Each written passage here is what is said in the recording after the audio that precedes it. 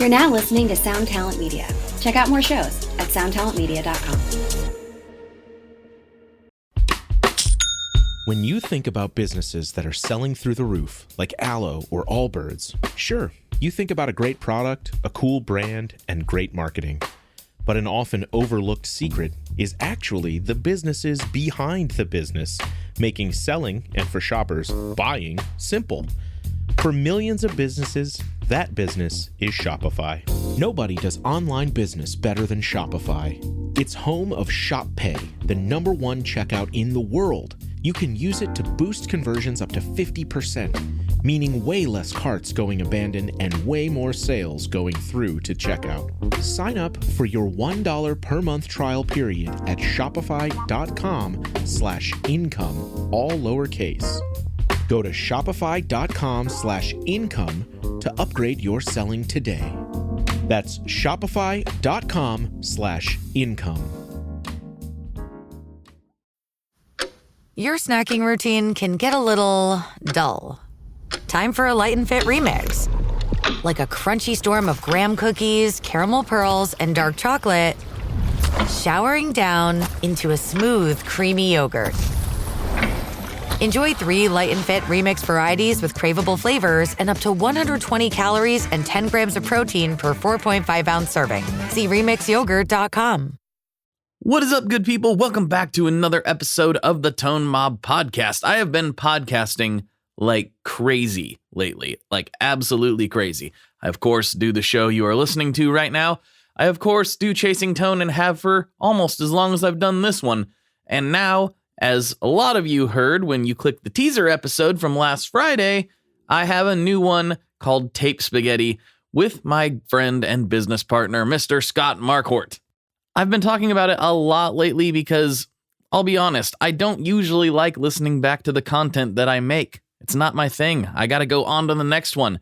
But when I've been editing these episodes, I've actually found myself kind of getting lost and zoning out a little bit because I'm really enjoying the content. I'm actually liking what's coming out of the speakers. And it's not that I don't like listening to the Tone Mob Podcast. It's just, well, I live and breathe guitar gear every single day, and a change of pace is really nice. And on that episode, we're keeping it music related, but we're exploring the seedy underbelly of the music world and telling each other stories. And it's really, really been a lot of fun. And somehow, after just a few days on the internet officially, the show is actually ranking in the Apple Podcast charts here in the US. It was actually ranked at number 6 in music history, and it went as high as 21 on the general music chart, which is absolutely astonishing to me that many people would take interest in it to push it up that fast. It's really, really blowing my mind. But what I wanted to say is this. Launching a new audio podcast is extremely difficult. It's one of the more difficult things to get people to click on, and it's even more difficult to get people to take action once they have clicked on it. Most people want to passively listen and then move on with their day, which I totally understand. But if you've ever gotten any value out of this show or anything else I've done, please head over to Tape Spaghetti, wherever you're listening to this podcast at, and give it a listen and a review and a 5-star or whatever the ranking system is wherever you're listening to it. There's a term in the podcasting industry called pod fading, and that is when a new show comes out really strong and somewhere around episode 20, it starts to kind of drop off in consistency and it starts to fade away a little bit. And after about 6 months, most of the shows that have fallen into this category no longer exist and are no longer producing anything. And if you enjoy a show, the way you as a listener can prevent that is by engaging with it on whatever platform you are using to absorb the content. And that goes for this show too. I would always appreciate reviews and ratings and all that. It really does help a lot of people find the show, and sharing it is the best thing you can do. Share it with a friend, both Tape Spaghetti and Tone Mob. If you could do that, that helps keep the thing going. It helps everybody. So please, please do that. Okay, I know that was the longest intro ever, but I'm so excited about this show. I just wanted to tell you all with my own voice. What this episode is actually about is not promoting my new podcast. It's about talking to my buddy, Mike Lawson. Mike Lawson, well, he is a man of many hats. I knew him through his work with MMR magazine.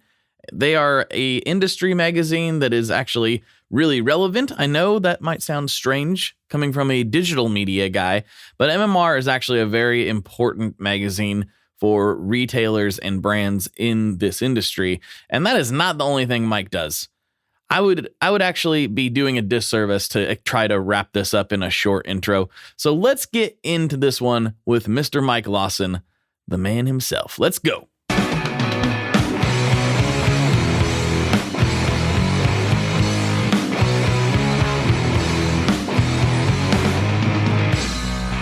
Hello, everyone. Welcome back to another episode of the Tone Mob Podcast, the show about guitar stuff, occasionally, sometimes. I'm your host, Blake Wyland, and with me today, I have Mike Lawson from, well, where do I even begin? I knew you from MMR, but that's not the only thing that you do. So I want to talk magazine, I want to talk your story, and I want to get into it. So thanks for taking the time to hang out.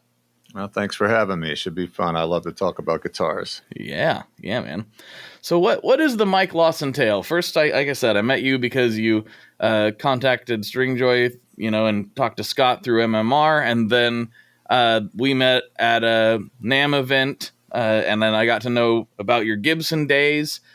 You've got a signature guitar. You're an audio engineer. You've been in this for how long now? I don't even know. What's the Mike Lawson story? Let's get into all of it. I was born a poor white child in Florida. And, as a child, I wanted to be a musician from my earliest memories. And I got my first guitar when I was 9. It came from Kmart. It was absolutely awful action that high off the fretboard. You had to really want to learn to play, and I did. And I slept with that thing, and we couldn't afford a gig bag, as they were called back then. They were just bags of vinyl or a case. So I just strung it around my shoulder and rode everywhere with it hanging off my back on a bicycle. I took it everywhere.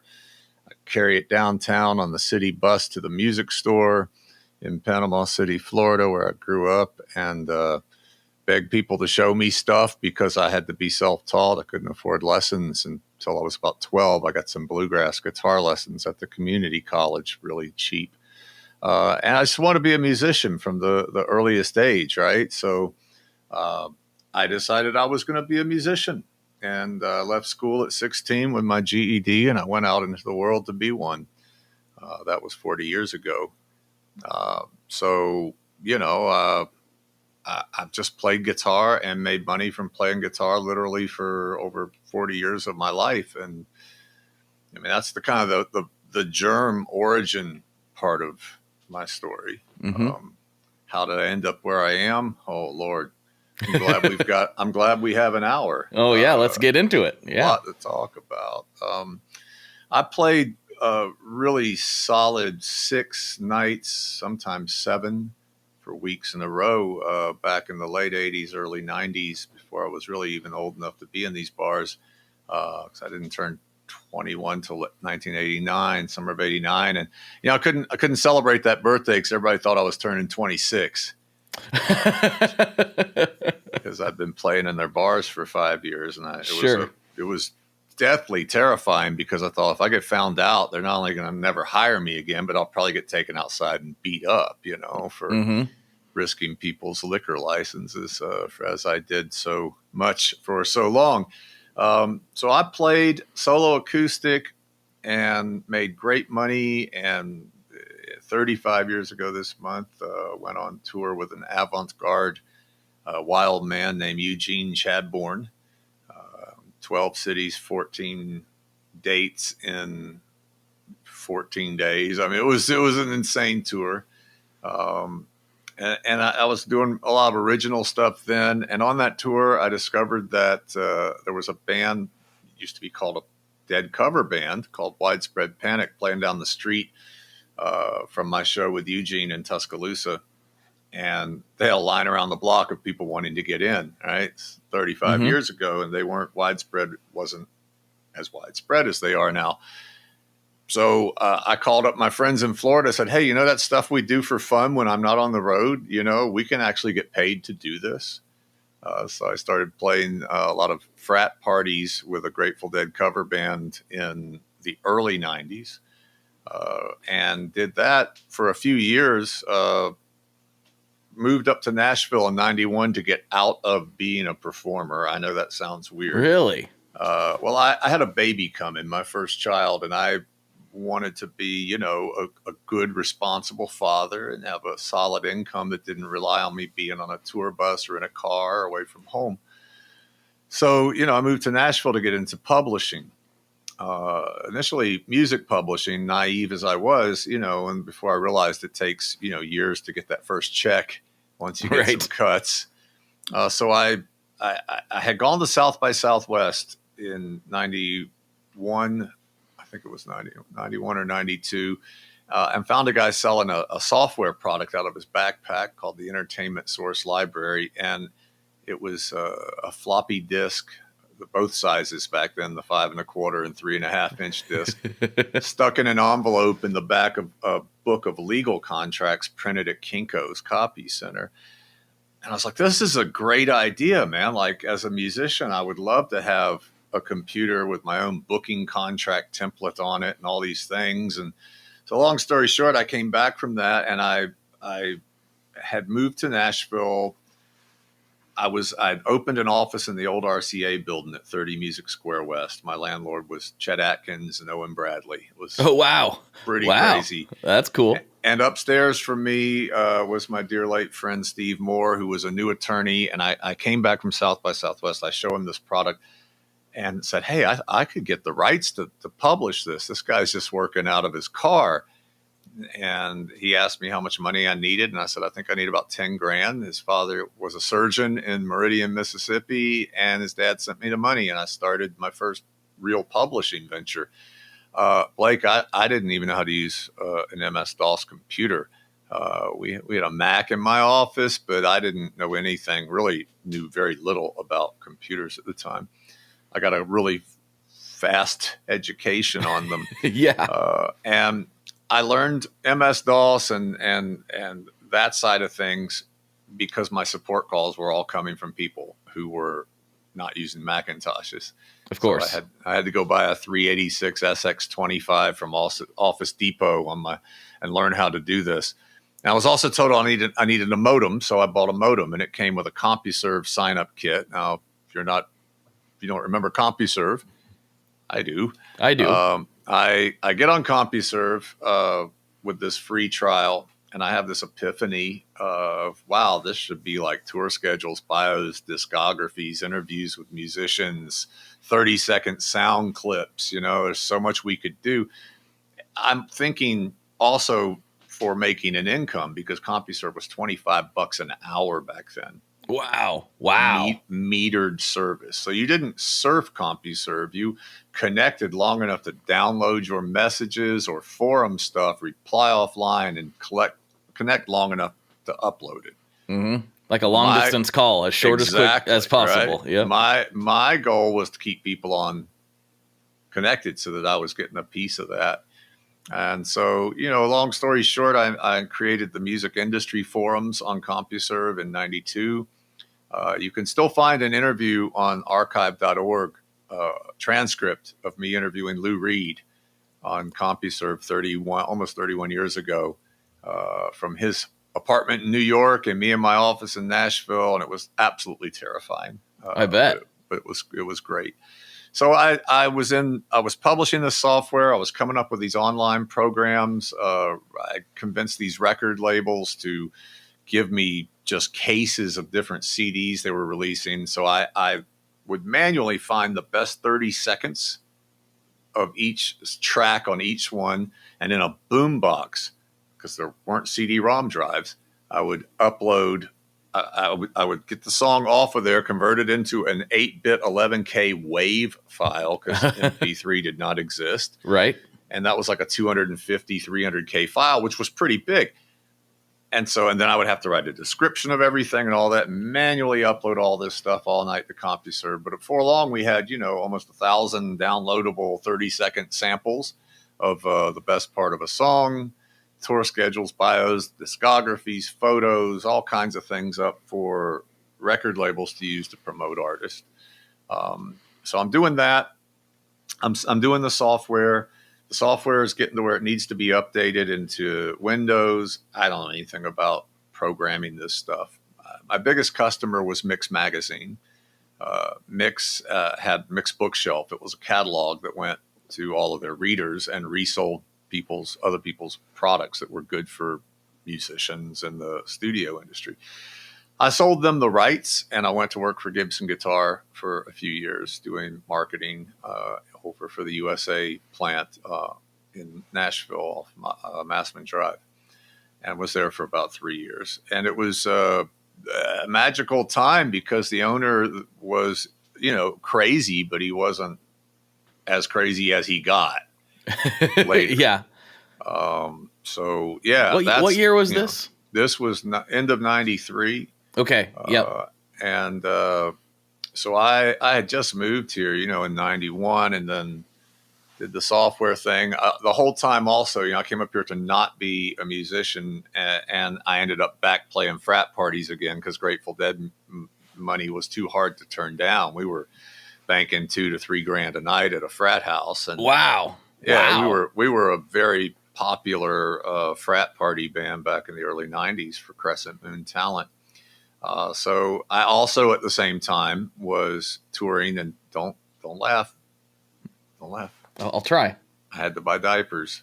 I went on the road with Tom Wopat from the Dukes of Hazzard. Why would I laugh at that? That sounds like fun. It was not. Oh, but okay. I digress. So, I've always kind of had to have my fingers in a lot of pies because, again, I grew up poor and, didn't know where my next meal was coming from. So, I've got something going on in all these different directions because I needed to secure a good income for those children. And I did. So I end up at Gibson. I'm doing marketing. It's a great gig. I put them on CompuServe immediately. So we were the first company in the music business that wasn't like a hardware software, MIDI software app or something to have a CompuServe presence. Right. Within a year of that, Netscape came out. I want to take a couple steps back. I realize I know what CompuServe is, and you know what it is, obviously. But a lot of people that listen to this are even younger than me, so maybe we should actually explain this. We've talked a lot about it. What was CompuServe? CompuServe was a dial-up online service. It was divided basically into forums, and forums are they called SIGs, special interest groups. So if you were interested in something, there was a special interest group for it. And in that, there would be forum message boards. There would be a file library, and there would be a live chat area where you could have group discussions. Right. So it was an early internet access portal, and then also not just the portal to the internet, but CompuServe was its own kind of environment. It was its own environment because the internet was not accessible to the great unwashed masses yet. It would be a couple of years, between the time I started the stuff on CompuServe and the time that the World Wide Web really got to be accessible to people was a good 3 years or so. Okay. So it was a closed system, and then CompuServe, grudgingly joined the fray and let people access the internet through their dial-up. I think that's when I became familiar with them, actually. And then AOL came along, and that was an interesting time because to me, I was a 20-something-year-old kid with this great idea, but I went up to CompuServe's headquarters in Ohio to pitch this, and I remember sitting in a meeting with their senior VP guy going like, CompuServe traditionally for hardware and software is a board and corporate internal email. What's that got to do with the music business? I just don't get it. I'm like, oh, shit. Now, do you explain something to someone who can't see outside of, their little world? And it was part of the reason that AOL was able to come along and eat CompuServe's lunch and eventually even buy them and in essence put them out of business. I think they exist as a very pitiful looking homepage now or something. It's been years since I've been up in there, but that was a very formidable time. I had meetings with Hal Leonard in Summer NAMM of '93 and pitched them. And they actually, at the time, loved the idea of selling MIDI file arrangements of songs up on CompuServe. We were working out this whole thing. But in that same meeting in CompuServe headquarters, I had the guy who ran the MIDI forum, because he's the only person who knew anything about music with CompuServe, in on the meeting. And he was kind of, trying to keep me from getting to do what I'm doing because it wasn't his idea. So he wanted to do it. But he basically was making an argument to me that people uploading their own arrangements of MIDI file songs to CompuServe for others to download and share was fair use. And, what did I think of that? And I said, I think that's a really bad idea. You're charging to be connected. I don't think you can call fair use when someone's making money. And yes, they're homemade arrangements, but I don't think there's any provision in the copyright law for that. Now, again, I'm only 21, 22, but I knew that was a bad idea. So here I am on the fence of a cusp, I should say, of getting Hal Leonard on board to do something really meaningful early on. And then Harry Fox Agency sued CompuServe for copyright infringement, because the entire industry started sniffing around going, this could be bad. Yeah. What's going on? What's this computer stuff? What's happening? Yeah. And it cost CompuServe $1 million to settle that action that I told them, don't do this. It's a bad idea. Don't do this. So I was kind of happy when the web came along and freed me from having to do all that. So when I'm at Gibson and I was able to hire like 4 or 5 nerdy kids from MTSU who just ate this programming stuff up.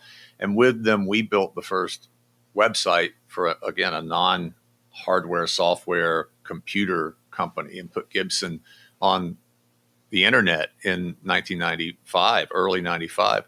And with some pretty robust features, man, like serial number search engines. You have no idea how hard that was to program 30 years ago, because not only were Gibson records spotty and bad, but there was so many ifs and ands just to get to what the conclusion of that serial number meaning. Because there were years that they were dupes. There were all kinds of weird things where there weren't consistencies in the numbers and stuff.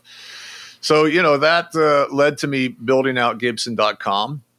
For many years, I was known as Mike at Gibson.com. That was my email address. And there were only 3 or 4 people in the company even allowed to have email addresses back then.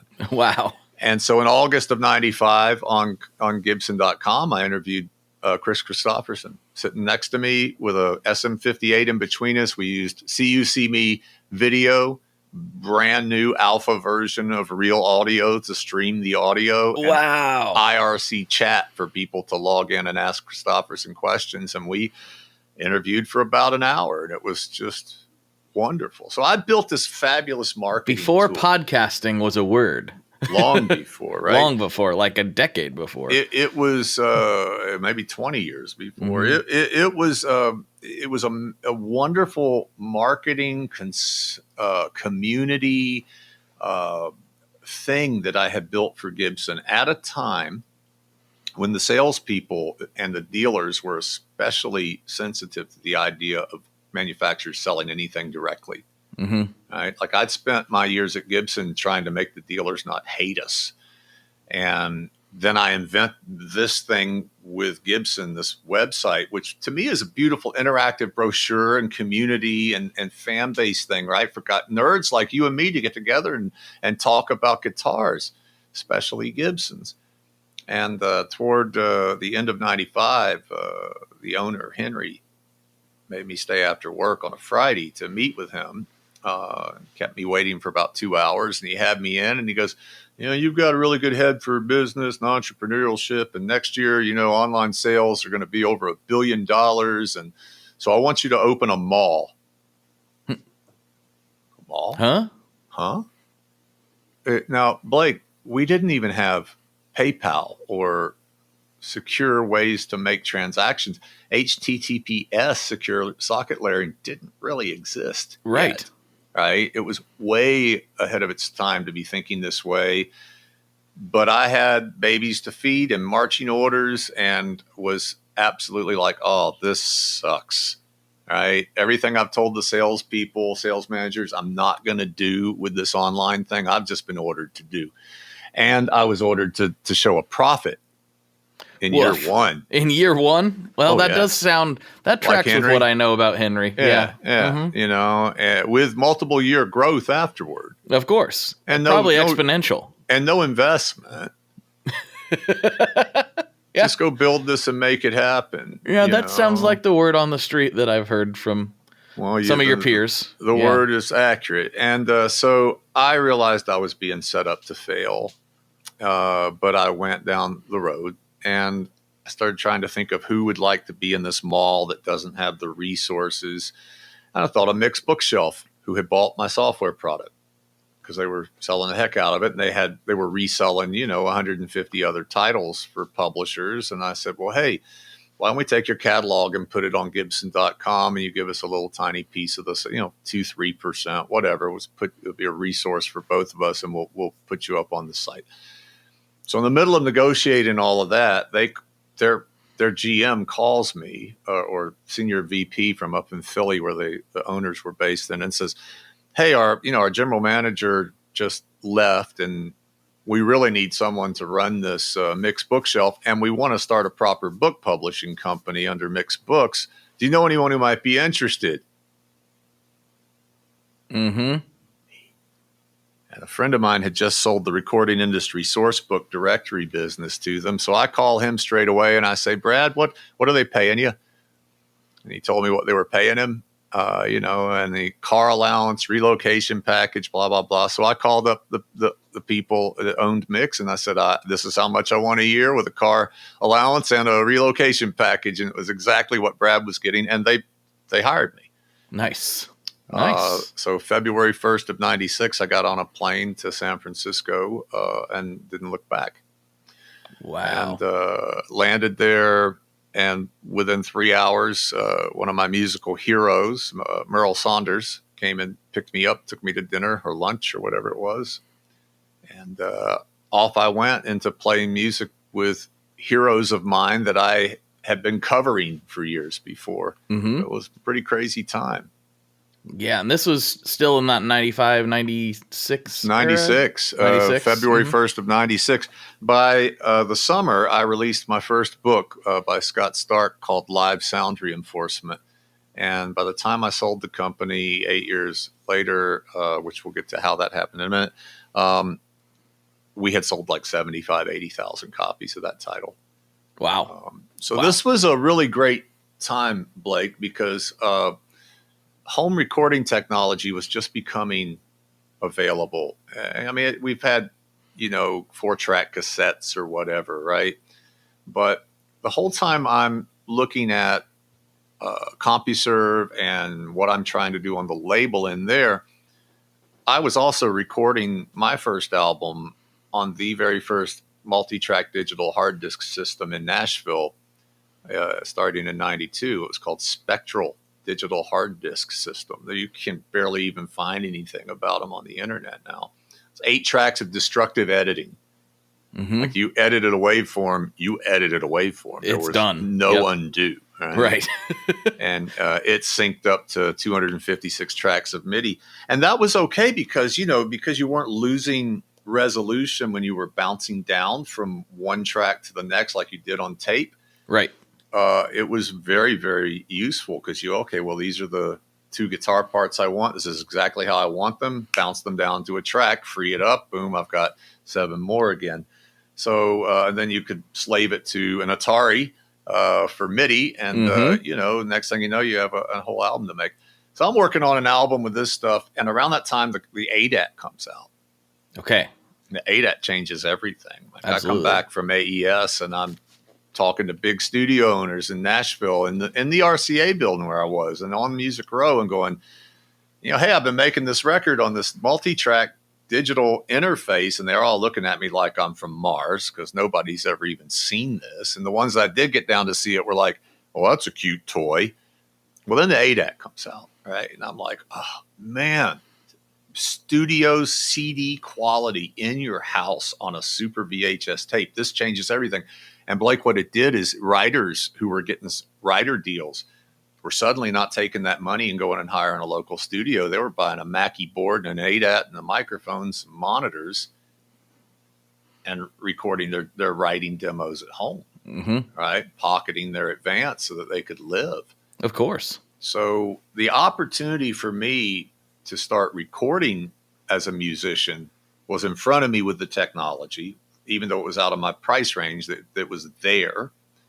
And the opportunity to go to Mix Magazine, then the absolute Bible of recording, and create a book publishing business for people to learn to use that stuff was a temptation I couldn't pass up. Plus, I was going to be allowed to share the stage a lot with Merle Saunders and his whole world of people from the Grateful Dead universe. So it was a perfect storm for me. And that's kind of, going back 30 years now, which is hard to wrap my head around, my kind of backstory on that.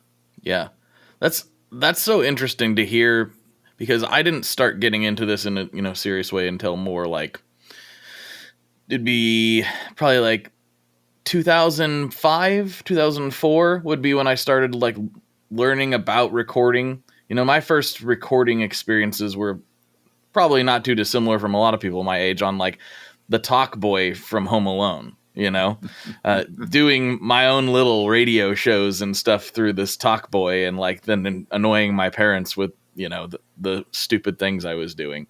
And then kind of moving forward, like I'm seeing the same evolutions that you're talking about, but I don't really understand it at all because I'm just too young. I'm like, yeah, I see people on a computer and movies and I'm like, what's that hacker doing? I don't understand any of that. I don't even know how to type.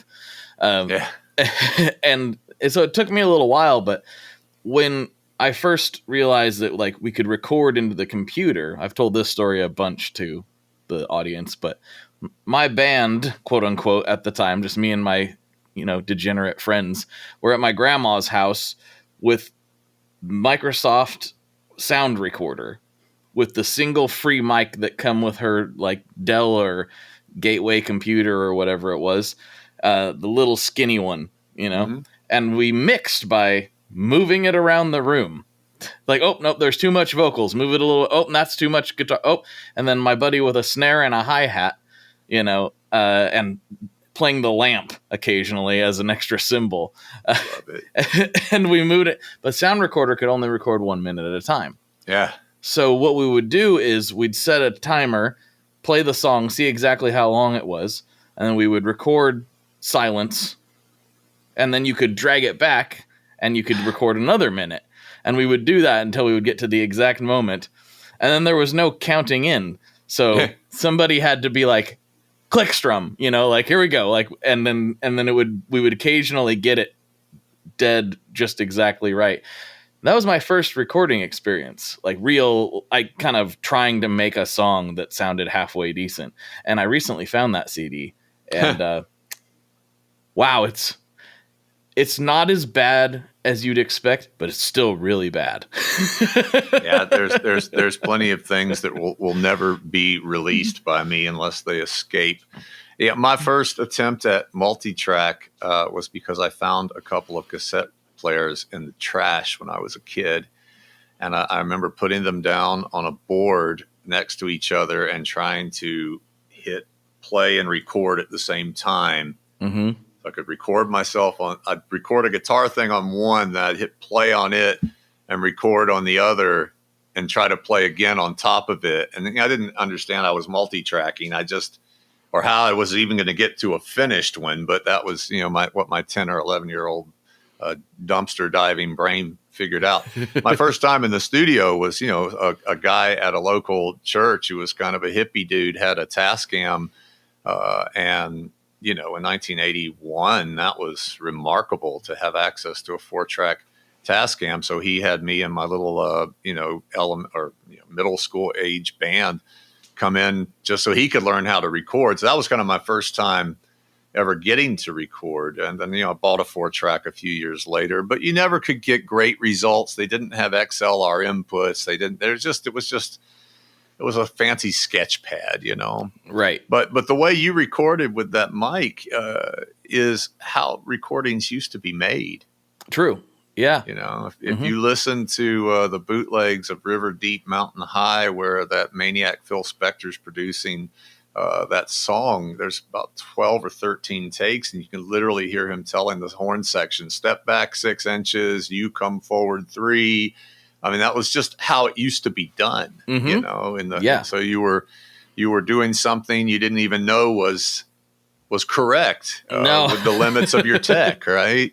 Yeah, I didn't know who Phil Spector was at that point in my life, for sure. Yeah. That's So the opportunity, I'm sitting here looking at this evolution unfolding in front of my eyes for recording technology that's going to empower guys like you and me to not have to go spend $300 an hour in a pro studio, sit in their houses, write, record, and make something that doesn't suck, at least sonically. Mm-hmm. Right. And I realized quite early on that the more accessible this gear became and the longer it was on the market, the lower the costs were going to be, the more people would have access, and the more they were going to need to learn how to use it. So the opportunity to go to Mix Magazine and use their brand to start a book business specifically to teach people to use this gear meant not only a gold mine in publishing, but that I was going to get to learn how to do all of this, because I was going to have to read everything I published. So, yes. Started out with live sound reinforcement because it was a subject I was very familiar with, and signed Scott Stark to do that book. And over the course of the next couple of years as part of Mix, I signed Bobby Osinski. I started his publishing career with the Mixing Engineer's Handbook. He's done dozens since then. Bill Gibson, we were the first one. We did 3 big books with Bill initially that all came with CDs. Mm-hmm. Revolutionary, 2 CDs with a $60 book, and there's 100 tracks on each one. So if you want to hear what a gated kick drum sounds like, you play track 77 in that part of the book where you're reading about gated kick drums or snares or whatever, and you could pull up the CD track and hear it. And that was revolutionary in its time. That's right? incredibly cool. Yeah. So we sold the heck out of those. The first thing I did was sign Hal Leonard to be my distributor when I got to Mix. Makes sense. I had sense. that relationship with them that had fizzled because of the CompuServe thing. And I became their number 1 distributed line. Hey, Rocky. What's up, Vincent? Did you hear about the latest? Latest what? The latest drop from Maris. It's totally insane. No, tell me more. Maris just released Enzo X. What's that? Enzo X is a supernova expansion from the original Enzo into the highest quality and most flexible studio synthesizer ever created in a pedal format. Whoa! Enzo X combines 5 synth types, 5 drives, 3 reverbs, and 5 modulations. It also includes a full 2.5 second stereo delay, all in one pedal. That sounds hard to use. It's not. The UI is from the same family as the Mercury X and the LVX. It's super easy to dive in and see exactly what you are tweaking in real time. Oh, I see. It's right there on the screen. Yep. Is it just for guitars, though? Nope. You can plug almost anything into the Enzo X, including your MIDI controller. That sounds incredible. Where do I get it? You can pick up Enzo X online at maris.us or at any of their fine retailers across the globe. Did you just say across the globe? They know what I meant. Wait, are we getting paid for this? I'm still waiting on that cash money from last time. He better at least give us pizza for dinner. I'm not giving him his Enzo X back until he does. For more information, make sure you check out maris.us, and apparently I have to go order a pizza.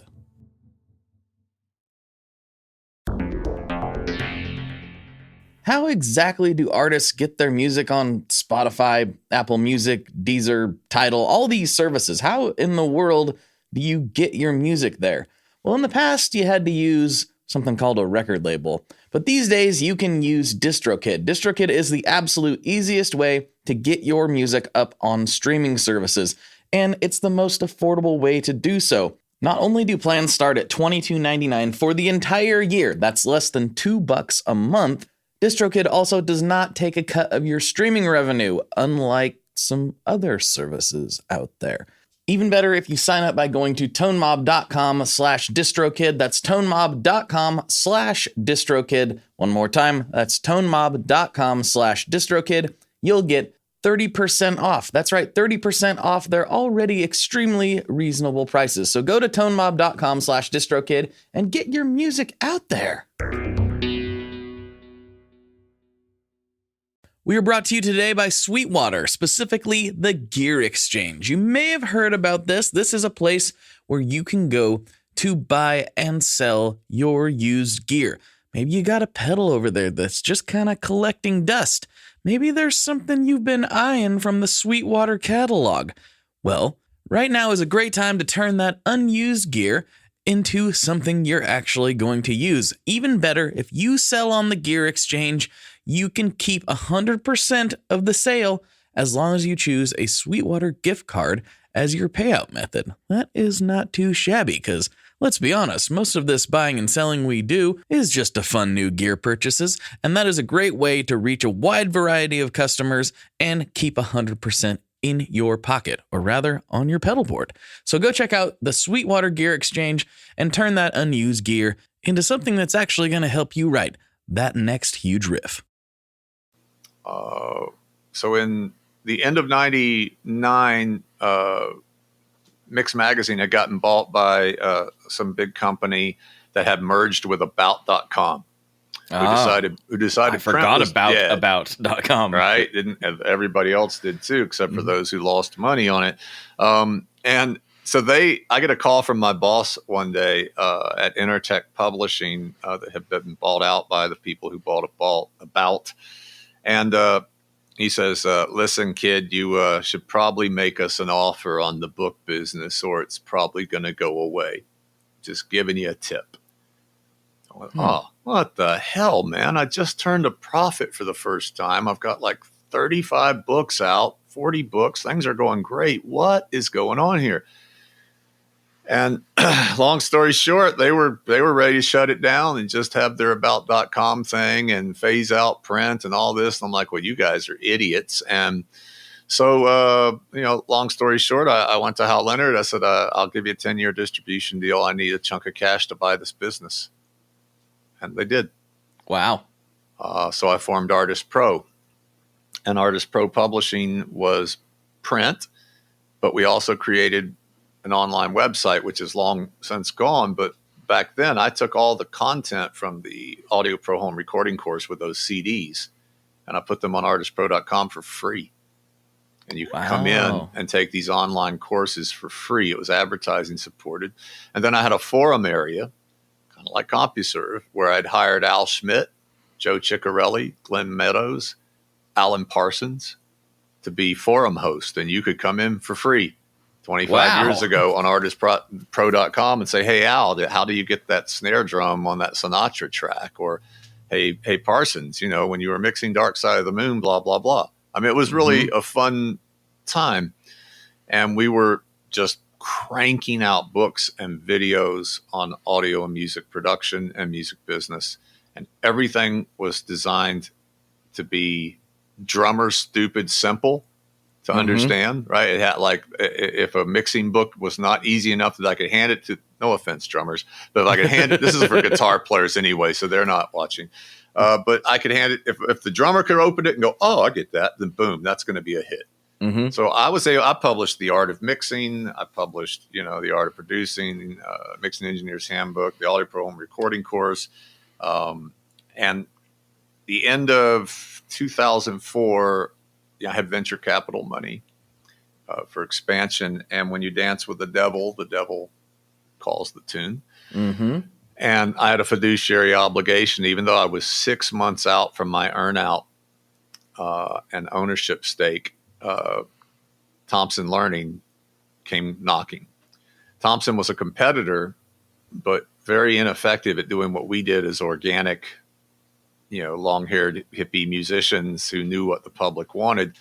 And Hal Leonard had turned them down for distribution. So they decided they would buy me, and then they'd get distribution by default. I see. And I had no choice but sell to them because they came offering a bunch of money. And I made out all right in the deal, but I was stuck working with them for 2 years. And as soon as that contract was ending, I split and I went to work with Hal Leonard. And all of my authors followed me, which was genius. Nice. Which didn't, Thompson wasn't happy about, but, I didn't have a non-compete that they could enforce because of how the deal was done. So I went to Hal Leonard and I published, another, 80 books there or something ridiculous. The final one that I published there, I got to show because this is probably one of the most proud moments of my life, was I spent the day at this man's house. And signed him and partnered him with Bill Gibson, one of my authors. For the audio only folks, this is he's holding a book with Quincy Jones's face on it. So Q1 producing, and had a DVD video included with it, and it was just like, man, to get from abject poverty in Florida growing up as a kid to sitting in Quincy's palace in Bel Air was insane. But Quincy recognized that in me because he grew up in abject poverty. And so we hit it off. It was wonderful. And then a few months later, I left the company because Henry at Gibson had called and tempted me back with like a crap load of money.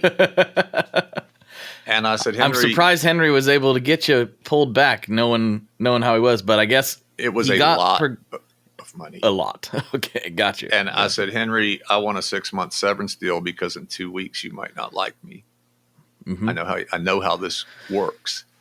And I made him agree to that. And sure enough, within 2 weeks, it was blowing up. And I got my severance. And in that time, I also contacted Alfred, because I hadn't worked with Alfred, right? And said, hey, you want to do what I was doing over at Hal Leonard and independently? I'm available. Ron Manis says yes. Christmas Eve of 2008, I get a contract from Alfred. At the same time, I'd gotten a contract with Thomas Nelson, a Christian publisher here, to do several books on technology for churches. And yeah, everything was good, So I went on and did more titles. But eventually the book business started to just really drop off. As YouTube got bigger and people were satisfied with, information that may or may not be authoritative, but was at least free. Right. Book sales went listen, man, the first Bobby Owsinski books, my first press runs would be 8,000 copies. And I'd have to reorder within a year. And by the time I had left Alfred, initial orders would be in the hundreds, 800. Wow. It was a huge drop off. Yeah. So this is 2013. Okay, that makes sense. In my early CompuServe days and software publishing days, I would go to South by Southwest and I was exhibiting. And I was the only person, I gave them their first email address, which is now a big interactive festival. They were looking at me like I was from Mars too when I ordered a phone line to be sent to my booth at the show to show CompuServe. I gave them their first email accounts through CompuServe. Also Thomas Dolby, who, by the way, wasn't quite as blinded with science as you might think. So it was a very interesting time to get to do all this. And you had technology exploding, opportunities for musicians coming. I was probably a little Pollyanna about how great it was going to be for musicians because it's been a very mixed bag. Yes. But all that said, I mean, I learned to make records by putting out books to help other guys learn to make records. And you probably read some of those books. Probably so. I mean, you're rattling these off and I'm like, man, I can't remember the name of all the books that I looked into, but yeah, I was getting them at libraries and whatever. And I about guarantee you I read some of these. There's no way you probably didn't. We pioneered putting these books into guitar centers. and Sam Ash and music stores, because my books were what Hal Leonard sold into the book trade, and they sold into the music trade. Right. Now in the music trade, mom and pop stores, Guitar Center, places like that, they sell print with no discount. But if it's a $40 book, it's a $40 book. They got good margins, half off or better at Guitar Center, and it was non-returnable because print in my world was non-returnable. Book business, whole other thing, all returnable, of course. Right, and so Hal used to call mine books because we'd sell books over in the book area. So we pioneered placing displays of books on recording and microphones and everything to do with that inside of what used to be pro audio departments at Guitar Center even. I've been through the whole MI side of this thing and the book trade side of this thing. And the whole time, Blake, I'm still playing music. I'm still, writing songs. I'm still getting to be a musician because I wouldn't do any of this if I didn't. I didn't wake up one day and say, I want to be a publisher. Right. I woke up one day and said I wanted to get girls and be a guitar player and a rock star. I got the girls, got to play, didn't get so much the rock star thing, though I've played with a lot of great rock stars. So, I'll take it. Life's been pretty good. That kind of leads up today in some respects. Now, one of the last books I did for Alfred before I left there, because in 2013, shortly after releasing this book, I'm going to show you my friend that I had met at South by Southwest, Terry Lowe. He was there selling Polestar touring directory ads in these books you could buy because there was no internet, right? So directories were a thing. And I meet him there. So 2013 Summer NAMM, he had started Pro Lighting and Staging News and Front of House magazine, and he had bought MMR magazine and bought School Band and Orchestra and Jazz Ed and Choral Director. So I saw him at Summer NAMM that year, and I said, hey, if you ever need help with the magazines, call, because the book thing's kind of going, and I think I'm going to get out of it. And he did. He called me. So I took over as editor of School Band and Orchestra and associate editor of MMR, which was fun because as a kid, I used to see MMR in the bathroom at the local music store. 100%. Oh, yeah. And feel like I was getting insider information on pricing and all kinds of stuff, and I could go out and go, hey, that pack of strings, could you take 4 for it instead of 5? Because, wily little fella. And that is how I ended up with being involved with the magazines. And post-COVID, as soon as COVID was over, Terry was like, man, I can't handle this many anymore. You're buying the magazines. Okay. All right. So I did. But before that happened, I published this, Abbey Road to Ziggy Stardust. Whoa. This was the memoir of Ken Scott, who engineered the first 6 Beatles Bowie albums. He engineered the White Album, Magical Mystery Tour, All Things Must Pass by Harrison, Supertramp, Missing Persons, just a huge list. I made a list. I was trying to, after you've done a couple of 100 books and videos and audio and music production, you got to, how do you not cannibalize yourself, right. 100%. Right? Yeah. So I made a list of all the records that really got me into music as a kid. And then I went online and I found who the producers and engineers were. And during this time period in San Francisco where I was living, I was on the board of the Grammy Awards and eventually a Grammy trustee. I was on the Awards and Nominations Committee and other committees for many years. So I kind of got to know a lot of really big heavy hitter engineers, producers. But this guy, Ken Scott's name kept coming up. And I was like, yeah, I remember his name in yellow at the bottom of Ziggy Stardust next to Tony Visconti. I remember his name. Is he alive? How do I find him? I tracked him down. I got his phone number. I left him a voicemail and said, you don't know me, but I love you, man. And call me. I want to do your book. I want to do a book with you. And he did. And so I paired him with Bobby Osinski, and we put out Abbey Road to Ziggy Stardust, which is a perfect mixture of stuff fans would enjoy reading, but all the little geeky stuff guys like you and me want. That sounds awesome. Tell us about Ringo's drum sound. What was the secret? Tea towels. Okay, great. There you go. Let's all that little kind of inside stuff. We had to find the right balance for that. Yeah.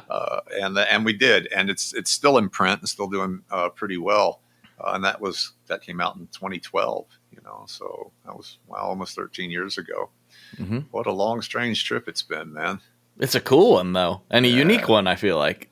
Pretty unique. Yeah. If I'm anything, it's unique. That's fair. We're, so again, during this whole time, man, I'm still making music. I stopped recording. My first album released in '98. It had Bob Welch on it, and Jorma Kalkinen, and Joe Louis Walker, and Dennis Robbins, Merle Saunders, all these friends, that I had made in my early career. But my daughter got diagnosed with autism, and that was, around 98, 97, while we were in California. And I was like, Merle, I can't go on the road. I can't tour. I've got a little girl I got to figure out how to take care of. So I kept writing, and I would perform with Merle anytime he played on the West Coast area, Northern Cal and those areas. So I kept playing, kept writing, but not putting out records for another 20 years until I started doing that again about 6 years ago. And, it was a life-changing moment for me. So I had my hands inside of everything the whole time. I'm making books and videos for guys like you and me that want to make records. I'm learning to be a good engineer at home. I'm building some pretty cool home studios to work in. And here we are. I moved back here in December of 2006. And I've been here ever since. Yeah. Yeah. It's interesting too, because, you've been involved in this print world, but while being, one of the cutting edge people in our industry on the internet as well. And yet you're still involved in the print industry at a time when it's relatively difficult to be in the print industry. MMR is one of the only print magazines I can point at, Fretboard Journal and a handful of others, that are even interesting to the general public, I think. I mean, MMR is a little more of an insider thing, and I think that's why it's thriving. But how have you kept pushing that when the general public is not as interested in print these days? Well, first of all, we do a digital edition as well. Yeah, I've read it a bunch. And so, we have a certain percentage of readers who just prefer it in digital, and a certain who want it in print. And so we feed it to both of them. We do thousands of copies in print and 3 times as many in digital, depending on what people choose when they sign up. Many choose to get both. I think that print is real, right? It's a real tangible thing. So in addition to Musical Merchandise Review, which, dealers love to get and have. I visit dealers all over the country, and eventually be like, oh, hi, I'm Mike. I own MMR. And they'll be like, oh, yeah, look over here. And there'll be a stack of MMRs over by their desk or on their desk or whatever. And I'm like, well, thank you for reading. But school band and orchestra, print is really important in the education world, because, we do stories about teachers and school programs, and every year we do a 50 teachers who make a difference issue, right? Mm-hmm. And that issue for over 20 years has raised these teachers' profiles in their districts in every state. And when a teacher walks into their administrator's office with a hard copy of a glossy magazine and their pictures in it, because they were recognized as the representative for the state of, Indiana or North Dakota or whatever, to be among the best 50 that year, it changes things. If that was a web story, that was a blog post, I wouldn't get calls from the local news stations, TV stations, radio stations, newspapers, wanting to know how their local teacher got selected, right? So print's important to them. And I'll tell you, never more so important than post-pandemic, when they had to look at screens for 2 years. True. And we took it out of physical print during those 2 years, because we were mailing them to schools that they couldn't go to even pick up. Right. So, and when I bought them, the first thing I did was put it back in print, and that was September of 22. And I never got more love letters and fan mail from teachers saying, "Oh, thank God. Oh, thank I God." bet. Yeah. I can look at this I'm in the break room. I can go turn the computers off and I can just hold up this magazine about what I do. That's so nice. It feels so good.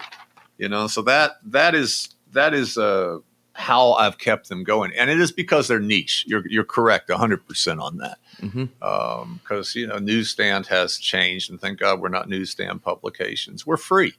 We're controlled, qualified circulation. So if you're a legit member of the industry, you can request a subscription and we just give it to you. And it's all advertiser supported. It's not getting any cheaper to do, but it's a worthwhile thing because, man, I owe everything in my life to school music teachers and to local mom and pop retailers. Everything. Teachers taught me to sing, and local retailers are where I made my first bands come together, where I met my bandmates, where I formed my identity as a teenager of being known as a musician, because I hung out at the music store and I did local gigs with musicians. And so I feel like giving back to those two communities is pretty important, and that's why I invested in buying the magazines a few years ago. Yeah, I mean, I totally agree with that too. The educators and the people who are enabling kids to be able to do this, not just the teachers, but the stores too. I mean, it as well as I do.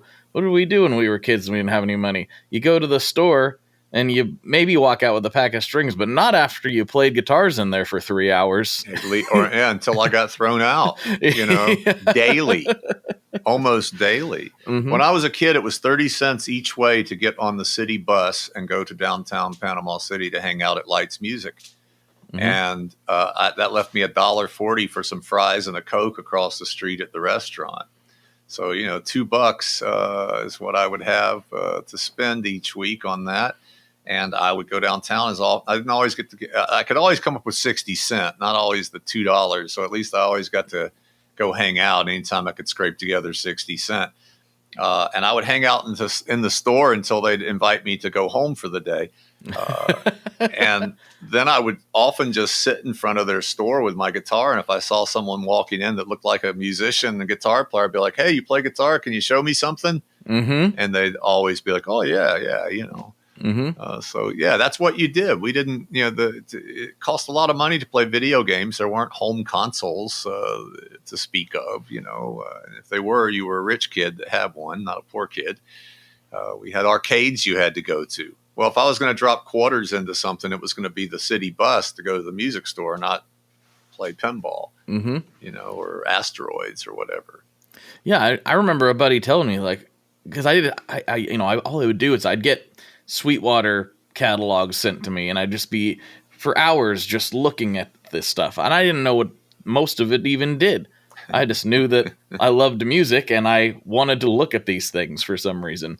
And then when a buddy was like, "Hey, we can go to Portland Music Company and just play whatever," I was like, "No, they're not going to let me just play whatever."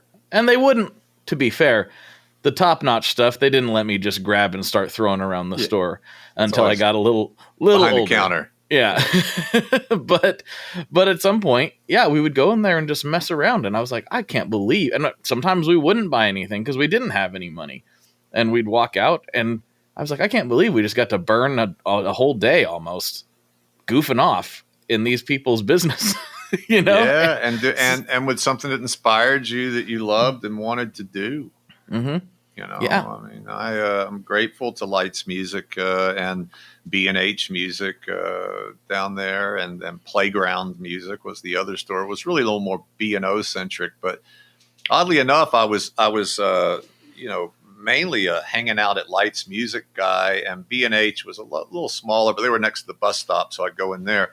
Playground was down across from the high school. It's very B&O centric. But one day I got kind of invited to go home from Lights Music, so I made my way, a mile down the street to Playground, and they happened to be in there filming a local TV commercial, and cast me on the spot to be a kid with his parents sitting there playing a Les Paul copy. So that was kind of funny. So that my first television work, I think, I don't remember. I was like 12 or something, you know.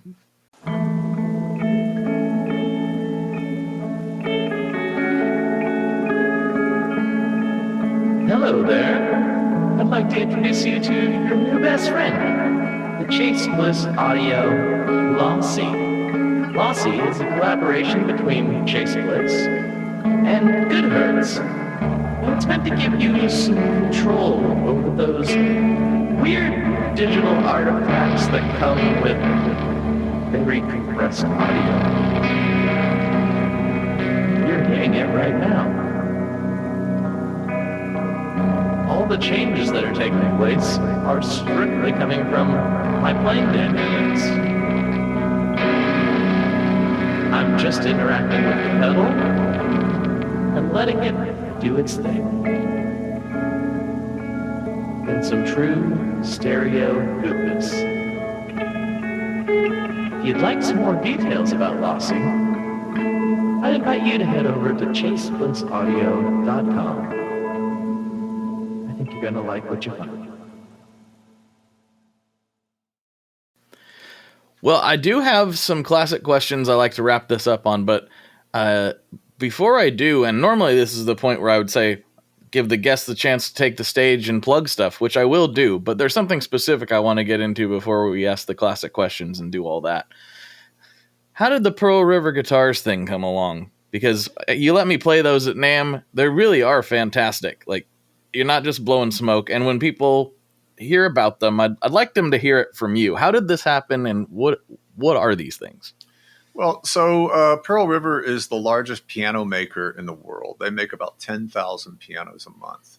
Wow. They OEM pianos for major name brands. I'm not going to say on your show, but trust me, they are the biggest piano company. So if you know of a major piano brand that has a piano made in China that's an import model, Pearl River's probably making it. Mm-hmm. And so I had known them and been introduced to them by Peter Giles, who had done PR for Yamaha for 30-some years. And he introduced me to Ling Shua, who was then the head of their U.S. operations for Pearl River. And one day I get this notice about Pearl River Guitars, and I'm like, what? Guitars? What is that? You're making guitars? Hey, Ling, what's this about guitars? And I see a website with some guitars on it. And I said, well, these look really nice. The ones that are advertised as all solid wood. He goes, would you do me a favor, please, and look at them and see if we are ready to bring these to the United States? And I said, yes, send me your very best 2 most expensive guitars. Because nice. It wasn't just that I like free, nice guitars, which I do. It was, I said, Ling, if there's an issue with them at the top level, there will be a problem all the way down to 100%. Your other levels. So he sent them to me, and I did find 4 or 5 things that needed to be buttoned down, that needed to be fixed before they come to the U.S. with these. And, it essentially kept them from shipping a container of guitars to the U.S. where they had no reputation at all. Mm-hmm. To potentially screwing up that one shot to make a first impression. So they were thankful that I did that. And they asked me to play at the Winter NAMM show 2 NAMMs ago. And I did at their private party over at a hotel. And their chairman liked me, and we just, it was a good thing. And on a handshake, left there with Ling going, we will have you come to China and we will design a signature model with you. And I'm like, yeah, sure. Okay. And then I see him again at the show, and he's like, you're coming to China. We're going to do Mike Lawson's signature. And I'm like, okay. I come home from NAMM, and I say to my wife, I think I'm going to China. She's like, I'm going too. Okay, yeah, yeah. And so they basically, a year and a half ago, a little more than that, they put a band to back me together. I sent over several of the songs from some of the recent albums I've done with all kinds of great friends. And they had me play some festivals with this Chinese band. And they were phenomenal. And the next morning, I'm in a meeting with the luthier team and guitar international marketing people and all, and the chairman of the company. It's kind of a big deal. And he stands up about 10, 15 minutes into the meeting and in Chinese says, something and waves and walks out. I'm like, oh, what just happened? Ugh. And they said, Chairman Lee said he has heard enough. You give this man whatever he wants. All right, then. So I'm like, whatever I want? Well, I want a lot. Mm-hmm. Because the guitars that they sent me, the prototypes, they were talking about bringing to the U.S. were finished in polyurethane, which is a buzz kill, tone kill for an acoustic guitar.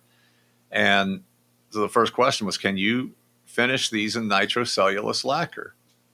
I'm satisfied with satin because it's less money, but can you do nitrocellulose lacquer? Because otherwise we've got nothing to talk about. They said, yes, no problem. I said, great. I want String Joy strings from Nashville because I love what you guys do. And Scott, I adore that guy, man. And the strings are great. And I want Grover locking machine heads, and I want Fishman electronics, and I want blah, blah, blah, blah, blah, all this list of stuff. I want all solid rosewood back and sides, solid spruce tops on the Dreadnought, because now they're letting me do 2. On the Nice. Dreadnought, I want rosewood fretboard and bridge, a rosewood inlay sound hole with real mother of pearl. I want a bone nut and saddle. I mean, I want like top shelf, custom shop level stuff. And on the cutaway version, I want ebony fretboard and bridge. And I want, ebony sound hole and, and all this pinstripe and other inlay, and that'll be our flagship top of the line. 6 weeks later, they're like, the guitars are done. Can you come to Music China? I'm like, what? What do you mean they're done? Yes, we have them ready for you to see and to debut at Music China. I'm like, oh my God. So I went to Music China to Shanghai, which I was going to anyway to cover for MMR. So it worked out. And here we are, next thing I know, they're out and we're announcing them at the Winter NAMM show. Importing them is a little challenging at the moment. You may have heard some stuff in the news. Yes. That is making things awkward. So we are working diligently to find an import relationship to the U.S. for them, but things are being a little difficult at the moment in that respect. However, there's Europe, there's Asia, and other markets. So I was just back over in China the third time since August to their dealer meeting at this beautiful hot springs resort in Guangzhou, and 400 Pearl River dealers at this hotel. And many of them signed up and started stocking the Mike Lawson signature models. There are 2, the Dreadnought here, which is absolutely stunning. Yeah. Right? Oh, it's beautiful. It's just beautiful. It's a one-piece mahogany neck, by the way, and it's all handmade. There's no CNC. This is all handmade. I mean, using forms and everything you'd use to make a guitar. You got to use handmade, tools, yeah. Right? Yeah. And it's a Canon, and it's funny when Abby at Pearl River first presented it to me, and I said, Abby, this sounds a lot like my old Martin D41. It is really stunning how much this sounds like my old Martin D41. And she goes, oh, we were shooting for the D45. I say, Abby, it's the 41 and 45, same guitar, but more mother of pearl on the 45. Right, exactly. You did it. You nailed it. Mm-hmm. So that one is a Canon. I just tracked a song with Tony Visconti on bass and cool. Phil Keggy on guitar and some other friends, and used it for my solo. I used the Dreadnought, believe it or not, and this cutaway I used for rhythm, and this is the 8000 series, and it is so cool. Again, just stunning. It's got this pinstripe, inlay and what have you, and the best part for me, my name on the headstock. And it's so, I mean, just for the listeners and the viewers, like, this was the last thing I played at NAMM, and I already wanted to talk to Mike on the podcast, but it was the last thing I played at NAMM, and it left a legit impression on me. I was like, these are great. Like, Man, these are really, really good. they come with a hard shell fiberglass case. The street price on the Dreadnought's going to be, if we can get them in the U.S. without tariff trouble, the street price should be around $1,200 for the Dreadnought. Which is ridiculous. Which is ridiculous for a handmade, all-solid, nitrocellulose lacquer finished guitar. And the street price on the Cutaway will be under $2,000.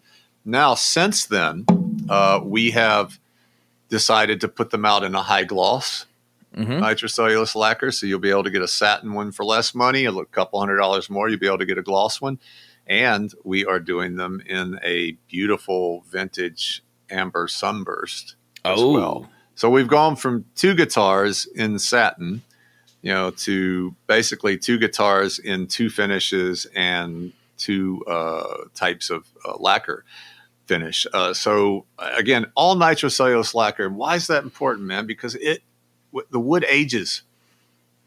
The lacquer moves and ages with it. Polyurethane is like a condom. It's like a plastic wrap. It doesn't expand and move as the instrument ages. And that's why old Gibsons and old Martins and other guitars, they get better sounding with age, because the lacquer matures with the wood. Mm-hmm. You don't get that in poly. Poly is quick. It's cheap. It's shiny. It looks good, but it does not have those kind of aging qualities that you get with nitrocellulose lacquer, which is much more expensive to put on a guitar. Mm-hmm. There's a lot of handwork involved, and that you don't have that with poly. You just spray it and you're pretty much done. I'm simplifying it, but that's the bottom line of that. So that's how that happened. I'm going to Germany next week to meet with some people over there that are interested in talking about the importing relationship. These are Pearl River branded guitars. I'm the designer and endorser, but I'm not like the importer sales guy, I'm just helping with it. But I've had several people go, "Oh wow, you importing your own guitar line?" I'm like, no, Pearl River is the brand. I'm just the guy. But man, they really knocked it out of the park. And I asked them to do them affordable, right? Because 21-year-old Mike Lawson playing 6 nights a week struggled with bad intonation and not great setups and inferior electronics and machine heads and all that, because it's what I could afford. Mm-hmm. I wanted a guitar that would be boutique quality, that 21-year-old Mike Lawson could figure out how to buy, and it wouldn't be a step-up guitar. It'd be a rest of your life, hey, this is really badass kind of guitar, on par with any high-end Yairi, from Alvarez, for instance. And we did it. We've got them. They're just spectacular. So thank you for letting me talk about those. Yeah, great work by everybody. I mean, it's cool. I wanted you to talk about it. So thanks for String taking Joy. The time. String Joy is the French chef's kiss on these two, because I use the Foxwoods coated strings. I like coated strings, and a lot of people have a phobia or dislike for them because they've tried another brand and don't like the kind of coated plasticky feeling you kind of feel on some of those. Foxwoods don't feel that way. No. So at NAMM, when you tell people, hey, you want to try the coated strings, hey, there's some on those Pearl River Mike Lawson guitars just, 15 feet down here. People would come over and play them and go, hey, which ones do you have the coated strings on? Like you're playing them now. They'd be like, what? Mm-hmm. So, right on, man. That was the goal. Scott and I both don't like the traditional coated string, which is why we chose to do them that way. And it was an experiment. We'd never done it before, and I couldn't believe how good they turned out. I mean, we weren't going to put them out unless we liked them. So we did the first experiments, and they kind of converted a lot of the guys at the shop too, the Orbiters too, because they're the same concept. John, one of our head sales guys, was like, no, we can't do coated strings. I don't want to do coated strings. And once we got him done, he was like, that's all he plays now is Orbiters. And Man, I love them. I've got them on all of my guitars here. As I've changed strings, they've all gone over to the coated string joys, electric or acoustic, and Scott's so much fun. You know, I've watched you guys online, very good viral marketing for a number of years, but I kind of knew you as the mixed set company. Mm-hmm. You know, because that's kind of how it started out, I guess, and. Then one day it wasn't. And finally I'm like, well, they're just down, over near Gibson. I'm going to reach out to Scott and say, I want to come see what you're doing. I own MMR, I'm a guitar player. Everybody, there's a buzz. I want to come see what you're doing.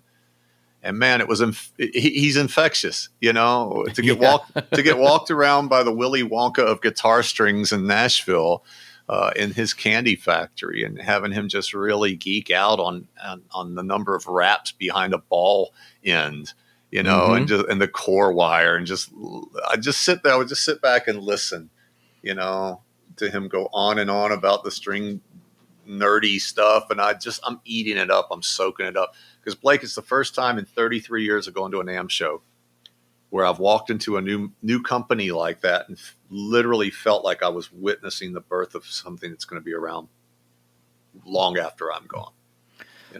That's our hope, is to stick around till we're dead or retired or whatever, and then hopefully long after that. That's what we're trying to do over there for sure. And it's been a really like an insane thing for me. The listeners know my background, and it's not anything like yours. So it's a weird position to find myself in, at this point, but I'm really happy that we get to do this. Man, it's a great product, great company. I put them on my Tiger replica because I do this tribute to Merle Saunders and Jerry Garcia. We just started our 10th year at Acme Feed and Seed last week, and I get down to the gig with them, and I tell my band, hey, I'm playing these coated string joys on the Tiger tonight. Like, yeah, we're all using string joy. Like, oh, nice. Where have you been? Like, what? I thought I just discovered something cool, and now I'm like the last guy to the party, apparently. That's crazy. But yeah, man, great stuff. And to get to add them to this guitar line, and we got hang tags from Stringjoy that come on all the guitars that say, Stringjoy equipped. And I really want you guys to succeed at what you're doing, and it's an honor for me to put them on here because they just perfectly complement these. I feel like I got boutique strings and boutique guitars, handmade at both ends. Beautiful. Well, thank you for all that, man. All right, I got 2 classic questions to wrap this up on, and I asked every guest these questions, so here we go. First one, what is your favorite Boss pedal? Wow, favorite Boss pedal. That's tough, man. I'm probably going to go with the DD, the digital delay. Which one is it? The white one. DD3? Mm-hmm. Yes. Yeah. And I got turned on to that pedal by Les Paul because I knew Les, and I'd go see him at the Iridium in New York City for years. And he had all Boss pedals on the little case that you could put them in. And he had 2 of those. Mm-hmm. And I was like, "What? He's got 2?" And he's like, "Yeah, kid. One's for the slow songs, one's for the fast songs." Duh. I should know that. So I think that's probably my favorite Boss, followed closely by like the DS1 yellow 80s distortion. Yep. One that Garcia used. But those are my Boss choices off the top of my head. I like that. Yeah, I'm a big Boss fan over here. If you don't count the tuner. That's the most popular answer. Some people just, they're like, I don't know, the tuner? I'm like, well, it is an industry standard. I don't consider it like a pedal, it's just, it's a tuner. It's a utility device. But it's on my board. It's still on my board. Well, since you know less, like you'll appreciate this. I've been after one of these for a long time, and now it's not everyone's like cup of tea. I know that it was Les's. Oh, I know what you've got. The recording model. Mm-hmm. He loved that thing. I do too.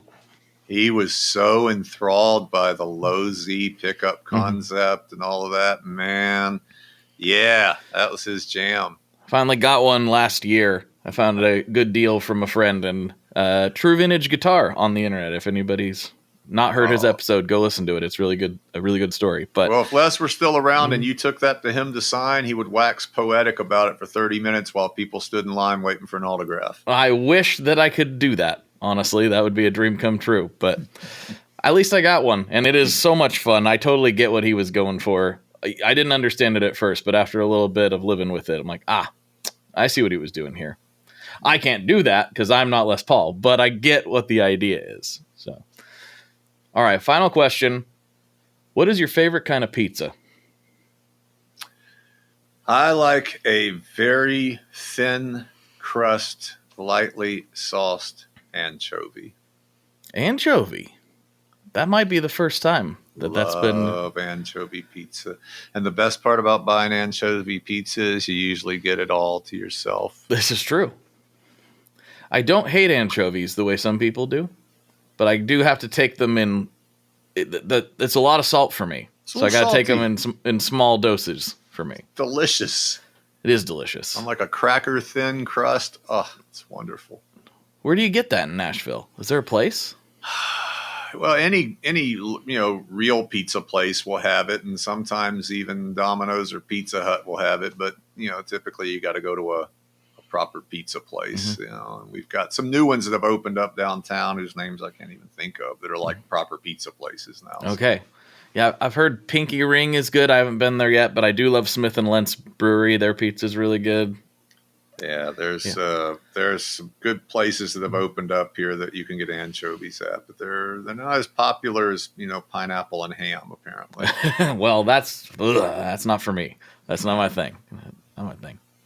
Well, Mike, thank you so much for taking the time. I really appreciated hearing your story, and we'll take a little break here and see what kind of shenanigans we can get into on Patreon if that works for you. I'm on it. All right, everybody. For Mike, this is Blake, and as always, folks, good luck and good tones.